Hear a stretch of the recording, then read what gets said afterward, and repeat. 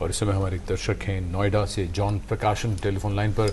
John प्रकाशन, आपका बहुत स्वागत। पूछें सवाल। जी। मेरी डॉटर है हेमा, 25 इयर्स की है। अच्छा। और उसको केरिटोकॉर्निया है राइट आई में।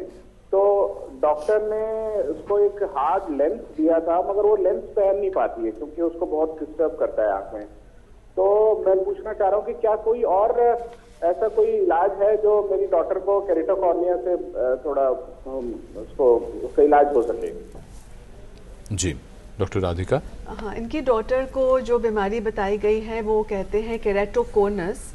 इसमें जो कॉर्निया है वो थोड़ा पतला हो जाता है और शेप में राउंड के बदले कोनिकल होके थोड़ा बाहर की तरफ आने लगता है। जी। इसके शुरुआत में चश्मा या कॉन्टैक्ट लेंस दिया जाता है। अब जैसे उन्होंने बताया डॉटर अब कॉन्टैक्ट लेंस नहीं पहन पा रही है, तो 2-3 और ऑप्शंस है। एक है कॉर्नियल कोलेजन क्रॉस लिंकिंग, जिससे अल्ट्रावायलेट रेज और राइबोफ्लाविन के जरिए ट्रीटमेंट से वो कॉर्निया मजबूत हो सकता है ताकि वो केरेटोकोनस का प्रोग्रेशन रुक जाए और वो कॉन्टैक्ट लेंस पहनने के लिए कंफर्टेबल हो जाए और विजन आ सकती है। और अगर बहुत एडवांस स्टेज है तो फिर कॉर्नियल ट्रांसप्लांट की ज़रूरत पड़ती है। एंड केरेटोकोनस एक ऐसी कंडीशन है जिसमें कॉर्नियल ट्रांसप्लांट का सक्सेस रेट हाईएस्ट है। And we can also do a special kind of treatment for keratoconus जिसको DALK या लमेला केरेटोप्लास्टी कहते हैं, क्योंकि केरेटोकोनस ज़्यादातर कम उम्र के लोगों में होता है जो उनका एंडोथेलियल सेल्स जो डॉक्टर अमित ने बताया वो हेल्दी है। तो ये न्यू कॉन्सेप्ट आया है कि जो कॉर्निया का हिस्सा स्वस्थ है उस मरीज़ का वो कॉर्निया का हिस्सा रखें और जो अस्वस्थ हिस्सा है सिर्फ उसको बदला जाए। इसको स्प्लिट कॉर्नियल ट्रांसप्लांट कहा जाता है या कस्टमाइज्ड कॉर्नियल ट्रांसप्लांट। तो जो कॉर्निया दान किया जाता है उसका लेयर देखा जाता है कौन सा ठीक है और कौन सा बहुत अच्छा है, और उस हिसाब से वो पेशेंट में ट्रांसप्लांट हो सकता है। तो ये लमेला केरेटोप्लास्टी या DALK का प्रोसीजर जो केरेटोकोनस में किया जाता है उसकी ये एक्स्ट्रा एडवांटेज है कि रिजेक्शन के रेट्स भी कम हो जाते हैं। तो रिजेक्शन का रिस्क कम होता है। पेशेंट का एंडोथेलियल हेल्दी लेयर जो हेल्दी है वो बचा के रखा जाता है। तो आई वुड सजेस्ट कि ये नज़दीकी एम्स में भी आ सकते हैं अपने डॉटर को दिखाने के लिए और फिर उस हिसाब से उसका इलाज हो सकता है। जी। अब हम शुरू कर रहे हैं रैपिड फायर यानी छोटे छोटे सवाल और छोटे छोटे जवाब। डॉक्टर अमित खोसला, पहला सवाल आपको। विजन यानी दृष्टि में कमी बढ़ती उम्र के साथ होना एक आम बात है, सामान्य बात है? नहीं, 40 साल से पहले तो रोशनी ठीक रहनी चाहिए, कम है तो चेक कराना चाहिए। डॉक्टर राधिका, दृष्टिहीनता यानी ब्लाइंडनेस का मतलब है बिल्कुल दिखाई न देना? नहीं, ब्लाइंडनेस का इंडिया का डेफिनेशन है लेस देन 6/60 और WHO के हिसाब से लेस देन 3/60 की 3 फुट की दूरी पर नहीं दिखाई देता है। जी। डॉक्टर परिहार, दृष्टिहीनता जन्मजात होती है? जन्मजात भी हो सकती है, बाद में भी हो सकती है। जी। डॉक्टर अमित खोसला, दृष्टिहीनता का सबसे बड़ा कारण क्या है? सफेद मोतिया। डॉक्टर राधिका, गांव और शहरों में इसके कारण क्या अलग अलग हैं? अलग है। जी। डॉक्टर परिहार, चोट या दुर्घटना दृष्टिहीनता का बड़ा कारण है? बहुत बड़ा कारण तो नहीं है पर एक मेजर शेयर इसमें आता है। जी। डॉक्टर अमित खोसला, डायबिटीज से आंखों की रोशनी जा सकती है? बिल्कुल सही। डॉक्टर राधिका, चोट लगने से आंखों की रोशनी तुरंत जाती है और बीमारी से धीरे धीरे? दोनों चीजें हो सकती है, दोनों में। जी। डॉक्टर परिहार, बीमारी से दृष्टिहीनता होने पर वो ठीक हो सकती है? जी हाँ। डॉक्टर अमित खोसला, मोटापा दृष्टिहीनता का या आंखों की रोशनी कम होने के लिए बड़ा खतरा है? नहीं, ऐसा नहीं है। डॉक्टर राधिका, धूप के चश्मे से आंखें सुरक्षित रहती हैं? जी हाँ। डॉक्टर परिहार, किसी भी व्यक्ति को अपनी आंखें कब टेस्ट करवानी चाहिए? बच्चों की आंखें जल्दी और साल में एक बार तो हर एक को कराना चाहिए। जी। डॉक्टर अमित खोसला, धूम्रपान यानी स्मोकिंग से आंखों पर असर पड़ता है? तो ड्राइनेस होती है पर रोशनी पर असर नहीं पड़ता। जी।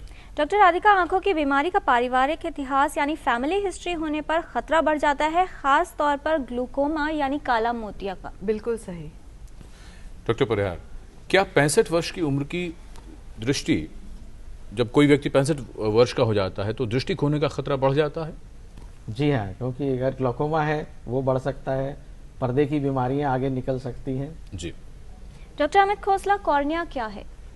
जैसे घड़ी के ऊपर शीशा होता है, वैसे ही ऊपर फोकस करने के लिए आंख के ऊपर ट्रांसपेरेंट स्ट्रक्चर है, उसे कॉर्निया कहते हैं। डॉक्टर राधिका, कॉर्निया ट्रांसप्लांट क्या होता है? किसी की मृत्यु के बाद जो नेत्रदान से कॉर्निया मिलता है वो किसी और के शरीर में लगने से कॉर्नियल ट्रांसप्लांट कहा जाता है। जी डॉक्टर परिहार, हमारे देश में कॉर्नियल ट्रांसप्लांट कितना हो रहा है? पहले 4 साल पहले करीब 15,000 था, अभी 40,000 तक हो रहा है। जी doctor Amit Khosla, cornea opaque कैसे बन जाता है? या कोई चोट से या इन्फेक्शन से या बाय बर्थ भी हो सकता है। डॉक्टर राधिका, कौन कर सकता है नेत्रदान? सब लोग कर सकते हैं। जी डॉक्टर परिहार, अगर किसी ने नेत्रदान का संकल्प न लिया हो तो उसकी मृत्यु के बाद क्या नेत्रदान किया जा सकता है? किया जा सकता है। जी डॉक्टर खोसला, नेत्रदान के लिए किसे संपर्क करना चाहिए? अपने नियरेस्ट आई बैंक को फोन करना चाहिए। जैसे एक ऑल इंडिया नंबर है 1919, उस पर फोन कर सकते हैं आप। जी नेत्रदान जब किया जाना हो तो क्या सावधानी बरतनी चाहिए? प्रिकॉशंस और स्टेप्स क्या होने चाहिए? तो मृतक के आंखों के पलक बंद करने चाहिए, उसके ऊपर ठंडा रुई या बर्फ रखा जाता है, सर को ऊपर किया जाता है, ऊपर का पंखा ऑफ करते हैं ताकि वो सूख ना जाए, और जल्दी से जल्दी आई बैंक की टीम को बुलाया जाए। डॉक्टर परिहार, कौन नेत्रदान नहीं कर सकता? इसमें जिसका ऐसे इन्फेक्शन है जैसे HIV है, हेपेटाइटिस B है, या आंखों के आसपास उसका कोई कैंसर का रहा है, उसमें नेत्रदान संभव नहीं है। डॉक्टर अमित खोसला, नेत्रदान क्यों करना चाहिए? दूसरे को जिंदगी और रोशनी और दृष्टि दोनों दी जाती है। जी, मृत्यु के कितने समय तक आंखें ली जा सकती हैं डॉक्टर राधिका? ज़्यादातर 6 से 8 घंटे में, कुछ सिचुएशन में 12 घंटे तक भी। और नेत्र मिलने के बाद ट्रांसप्लांट कितने दिनों में या कितने घंटों में जरूर कर देना चाहिए? जितना जल्दी हो सके अच्छा है। अगर आपने प्रिजर्व करके रखा है तो 3 से 4 दिन तक रख सकते हैं। डॉक्टर अमित खोसला, नेत्रदान से मृतक व्यक्ति का चेहरा डिसफिगर हो जाता है? बिल्कुल नहीं होता। डॉक्टर राधिका, आई बैंक कहाँ कहाँ मौजूद है?